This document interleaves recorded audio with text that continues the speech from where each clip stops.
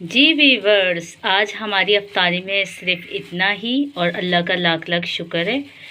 और क्योंकि कल का जो सालन मैंने बनाया था आलू गोश्त का, वो भी वैसे ही रखा हुआ है और जो है और चीज़ें भी रखी हुई थी, तो फिर मैंने कहा थोड़ा हल्का फुल्का ही हो जाए, तो इसलिए मैंने बस जो है थोड़े से पकोड़े बनाए हैं, थोड़ा सा बस शरबत बनाया है और केचप है, समोसे हैं। इनके बाबा लेकर आ गए थे क्योंकि नीचे भी मेहमान आए हुए हैं और उनके लिए लेकर आए थे, तो वो मेरे लिए भी लेकर आ गए।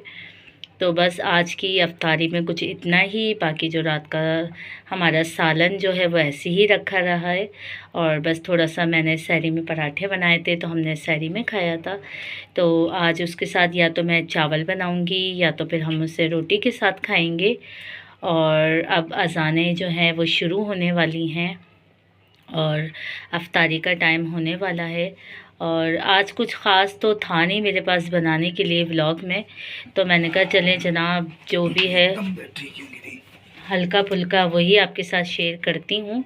तो इंशाल्लाह बाकी की वीडियो मैं आपके साथ अफ्तारी के बाद शेयर करूँगी। जी वीवर्स, मैं आई हूँ अपनी सास के पास नीचे, क्योंकि हमारे यहाँ मेहमान आए हुए थे और उनकी तबीयत भी कुछ ठीक नहीं थी। तो बस अभी मैं आई हूँ, थोड़ी देर हुई है मुझे। और क्योंकि आज जो है वो अफ्तारी में मैंने कुछ इतना ख़ास बनाना नहीं था, तो हल्की फुल्की ही मैंने अफ्तारी बनाई थी। और बस अभी जो है उमैमा जो है वो खेल रही हैं। उमैमा, आप कौन सा खेल खेल रही हैं, बताइए वीवर्स को। मैं वीवर्स बताती हूँ, मैं खेल रही हूँ। जी, ये उमैमा खेल रही हैं कुछ अपना खेल, और ये जो है इनको बड़े मज़े आते हैं क्योंकि ये अफ्तारी और सहरी जो है वो नीचे अपनी दादों के साथ और अप्पू के साथ करती हैं। उमैमा, आपको सबसे अच्छा कौन लगता है पूरे घर में, बताइए। मम्मा। अच्छा, मम्मा अच्छी लगती है। और अप्पू कौन सी वाली आपको अच्छी लगती हैं? नाज़िया अप्पू। नाज़िया अप्पू कौन सी वाली आपकी अप्पू हैं, बताइए। मुझे सोफे पे लेटी। सोफे पे लेटी हैं। बड़ी हैं, छोटी हैं, दरमियानी हैं, कैसी हैं? बड़ी। बड़ी। और बाकी और अप्पू कैसी लगती हैं आपको, बताइए। बहुत अच्छी। अच्छा, और नंबर 1 पे कौन सी वाली अप्पू आती हैं आपकी? नादिया। नादिया अप्पू। जी वीवर्स, अच्छी इनको लगती हैं छोटी वाली अपनी अप्पू, और नंबर 1 पे आती है इनकी नादिया अप्पू। और बाकी जो 2 अप्पू है वो कौन सा नंबर पे आती हैं? 2 नंबर पे, कोई 3 नंबर। कोई 2 नंबर पे आती है, कोई 3 नंबर पे आती है जनाब। ये होती है बच्चों की ख़ास ख़ास बातें। और उमैमा की जो है वो 4 फुप्पो हैं और माशाल्लाह माशाल्लाह से सभी उमैमा से बहुत ज़्यादा प्यार करती हैं। और समझ ले वो हाथों का छाला बना के रखती हैं, क्योंकि हमारे घर में कोई और बच्चा है नहीं। उमैमा जो है वो एक ही हैं। और एक मेरी जो नंद है उनकी 2 बेटियां हैं, एक का नाम ज़ैनब है, एक का नाम मरियम है। और माशाल्लाह वो भी बहुत अच्छी है, वो उमैमा से उम्र में बड़ी हैं। और उमैमा तो माशाल्लाह अभी पूरे 5 साल की हुई हैं। फरवरी में 4 फरवरी को उमैमा की जो है वो बर्थडे हुई थी। तो जब वो आती है इनकी बहनें, तो ये समझ ले इनकी ईद का दिन होता है उमैमा की। खूब खेलती हैं माशाल्लाह, ऊपर नीचे, और खूब हल्ला गुल्ला हो रहा होता है, खूब मज़े कर रही होती हैं उमैमा। और जब इनकी फुप्पो जा रही होती हैं तो मैमा भी रो रही होती है, इनकी फुप्पो भी रो रही होती हैं, और बच्चे भी पीछे लग रहे होते हैं कि अभी हमें नहीं जाना। लेकिन ये होता है कि स्कूल पढ़ने वाले जो बच्चे होते हैं उनको तो जाहिर सी बात है फिर जाना ही पड़ता है। और क्योंकि स्कूल भी जाना होता है, मदरसे भी जाना होता है, और इस तरह तो फिर बच्चे नहीं रुक सकते। और वैसे तो मैमा अपनी दादी और अप्पू के साथ जाती रहती हैं, हर जगह जाती हैं माशाल्लाह से। और रमज़ान में तो ये होता था, जब मेरे जो फादर इन लॉ थे, तो जब भी उमैमा माशाल्लाह नाश्ता भी नीचे करती थी, दोपहर का खाना भी ये नीचे खा रही होती थी। इनके दादा इनको आवाज़ देते थे। उमैमा, दादा आपको क्या कह के आवाज़ देते थे, इधर आके बताओ, उधर ही से बताइए। गुड्डी पुड्डी। क्या कहते थे? गुड्डी पुड्डी क्या कर लो, खाना खा लो।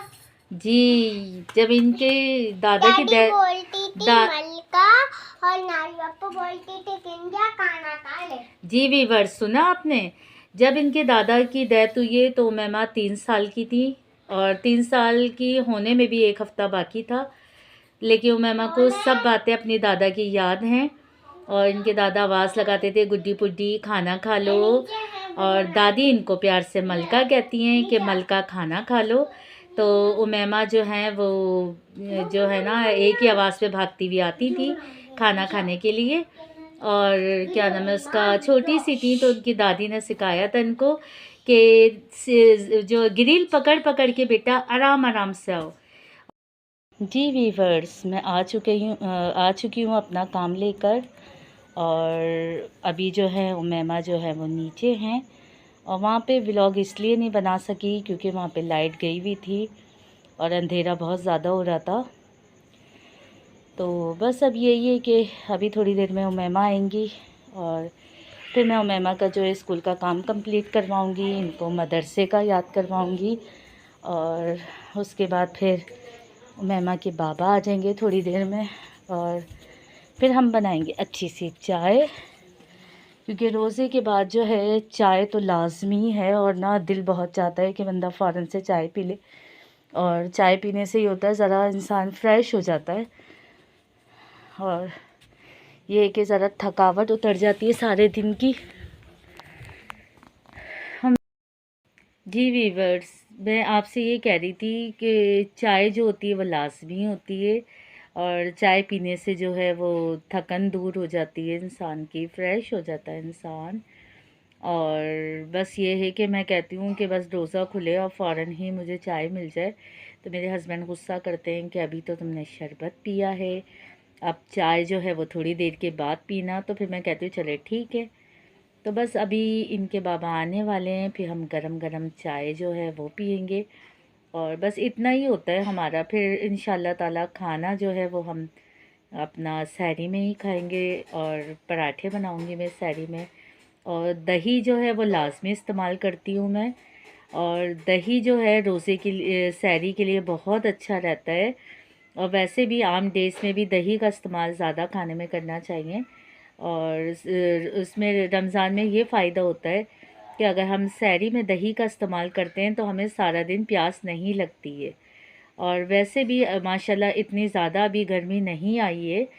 और जैसे अगर बहुत ज़्यादा गर्मी हो तो सहरी में जो है वो आप लोग भी दही का इस्तेमाल करें तो सारा दिन आपको प्यास भी नहीं लगेगी और आपका दिन बहुत अच्छा गुजरेगा।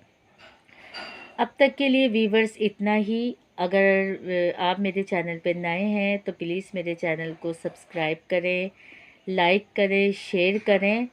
और अपना बहुत ख्याल रखिएगा। जब तक के लिए वीवर्स, अल्लाह हाफिज़।